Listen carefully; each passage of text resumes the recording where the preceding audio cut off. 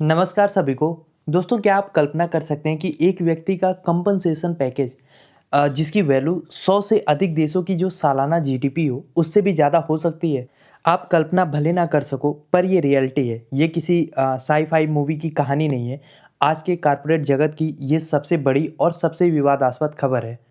दोस्तों, टेक्नोलॉजी और इनोवेशन के बेताज बादशाह माने जाने वाले एलन मस्क और उनकी कंपनी टेस्ला ने एक बार फिर से खुद को चर्चा के केंद्र में रखा है। मुद्दा है 55 बिलियन डॉलर से अधिक का जो एलन मस्क को पैकेज दिया गया है उसका। हुआ ये है कि हाल ही में टेस्ला के जो शेयर होल्डर्स हैं उन्होंने एक अभूतपूर्व वोटिंग की है, जिसके माध्यम से एलन मस्क को इतने बड़े पैकेज की मंजूरी दी गई है। और ये वोट ना केवल मस्क के लिए एक बड़ी जीत है, बल्कि कॉर्पोरेट लीडरशिप और इंसेंटिवाइजेशन के नियमों को हमेशा के लिए बदलने वाला एक कदम है।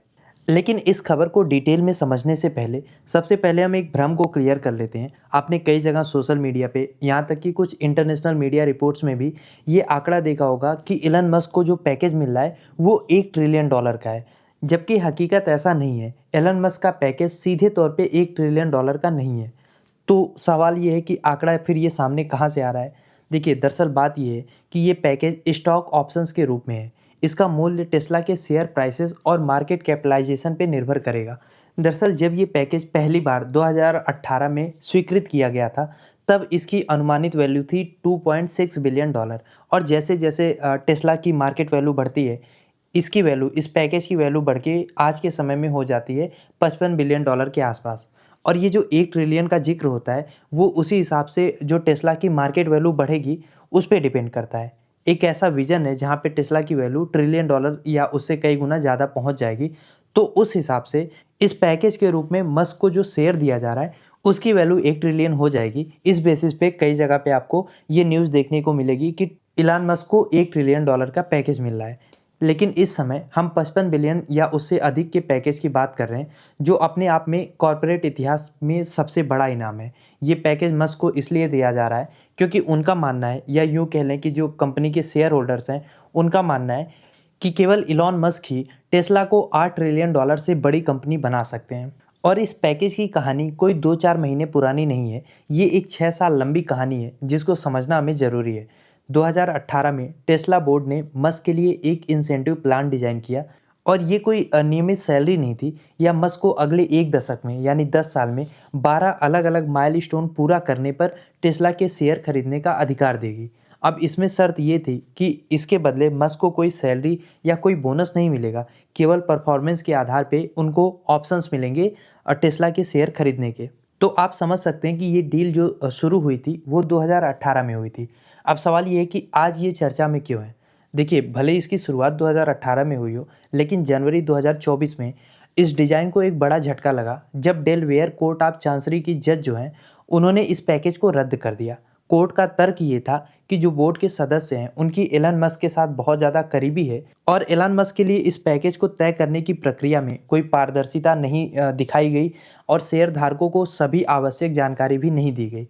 अब ये फैसला अपने आप में कॉर्पोरेट गवर्नेंस के मानकों के लिए एक महत्वपूर्ण क्षण था, जहां कोर्ट ने दिखाया कि सीईओ और बोर्ड के बीच में फिड्यूसरी ड्यूटी का उल्लंघन हुआ है। अब कोर्ट के इस फैसले के बाद मस्क काफ़ी नाराज़ हुए। उन्होंने तुरंत जो टेस्ला का लीगल हेडक्वार्टर है, उसको डेलवायर से टेक्सास में स्थानांतरित करने की घोषणा की। मतलब जहाँ पे कोर्ट ने फैसला दिया था, वहाँ से उन्होंने टेस्ला का हेडक्वार्टर ही हटा लिया। अब शेयर धारकों ने भी इस कदम को मंजूरी दे दी। इसके बाद टेस्ला बोर्ड जो है, उन्होंने कोर्ट की चिंताओं को दूर करने का दावा करते हुए एक नए पैकेज को फिर से डिज़ाइन किया और इसके लिए जो टेस्ला के शेयर धारक हैं, उनसे सीधे अपील भी की।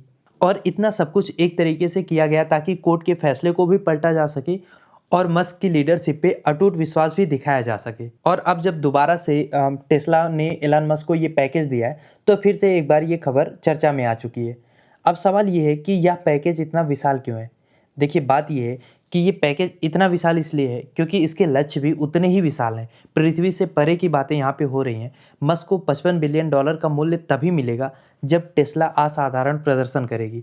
फॉर एग्जांपल, इसका सबसे बड़ा लक्ष्य है टेस्ला की वैल्यू बढ़ाना। देखिए, मस्क को टेस्ला का मार्केट कैपिटल को क्रमिक रूप से 100 बिलियन से 650 बिलियन तक ले जाना होगा। हालांकि टेस्ला पहले ही इस लक्ष्य को पार कर चुकी है, लेकिन पैकेज की जटिलता इसे अगले स्तर तक ले जाने की है।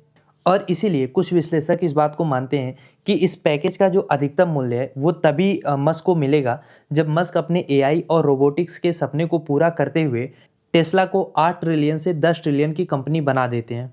और केवल मार्केट वैल्यू नहीं बढ़ानी है, इसके अलावा जो टेस्ला की वार्षिक रेवेन्यू है उसको 20 बिलियन डॉलर से बढ़ा के 175 बिलियन तक पहुंचाना है। इसके अलावा फुल सेल्फ ड्राइविंग तकनीक के जरिए रोबो टैक्सी नेटवर्क का डिप्लॉयमेंट करना है, ह्यूमनाइड रोबोट ऑप्टिमम को बड़े पैमाने पर उत्पादित करना है और ये सारे लक्ष्य पूरे करने हैं 2028 तक। इसीलिए इसको कॉर्पोरेट इतिहास का सबसे ऊंचा दांव वाला शर्त भी कहा जा रहा है। लेकिन इस शर्त को देखने वाले भी लोग दो खेमों में बटे हुए हैं। इसके समर्थक कहते हैं कि मस्क एक विजनरी आदमी है, उन्हें सामान्य सीईओ की तरह नहीं देखा जाना चाहिए। यदि वह 55 बिलियन डॉलर अगर उनको मिल भी रहा है तो वो पलट के शेयर धारकों को 500 बिलियन डॉलर से ज़्यादा कमा के देंगे भी। हालांकि आलोचक मानते हैं कि ये एक तरीके से एक्सट्रीम पूंजीवादी का उदाहरण है या सीईओ को आवश्यकता से अधिक शक्ति देता है और चेक एंड बैलेंस को कमज़ोर करता है। हालांकि रिपोर्ट्स ये भी बाहर आ रही हैं कि मस्क ने धमकी दी थी कि यदि उनको ये उचित इंसेंटिव नहीं मिलता है तो वो टेस्ला का जो एआई प्रोजेक्ट है उसको दूसरी कंपनियों जैसे XAI के पास ले जा सकते हैं। तो ये मंजूरी कहीं ना कहीं शेयर धारकों के उस भरोसे को दिखाती है कि मस्क का रहना टेस्ला के भविष्य के लिए कितना ज़रूरी है। हालांकि इतने बड़े पैकेज की घोषणा ने दुनिया भर में जो आय की असमानता है उस पर भी बहस छेड़ दी है। कुछ सामाजिक कार्यकर्ता पूछ रहे हैं कि जब दुनिया में गरीबी और भुखमरी है तब क्या किसी एक व्यक्ति को खरबों डॉलर का पैकेज देना किसी तरीके से नैतिकता है। यूएन का वर्ल्ड फूड प्रोग्राम हर साल अरबों डॉलर मांगता है और अकेले मस्क को उससे कई गुना ज़्यादा की राशि दी जा रही है। खैर, अब हम बात करते हैं कि इस फैसले का इम्पैक्ट आने वाले समय में क्या होगा। देखिए, टेस्ला ने कोर्ट के नियमों का पालन किया है, उनके शेयर धारकों ने वोट दिया है, लेकिन कहानी यहाँ पे ख़त्म नहीं होती है। अगर हम कानूनी दांवपेच की बात करें तो भले ही शेयर धारकों ने मंजूरी दे दी हो, लेकिन डेलावेयर कोर्ट का जो फैसला है वो आज भी मौजूद है। पैकेज पर फिर से एक बार कानूनी चुनौती दी जा सकती है और कोर्ट को ये देखना होगा कि इस बार निर्णय कितनी निष्पक्षता से लिया जाए।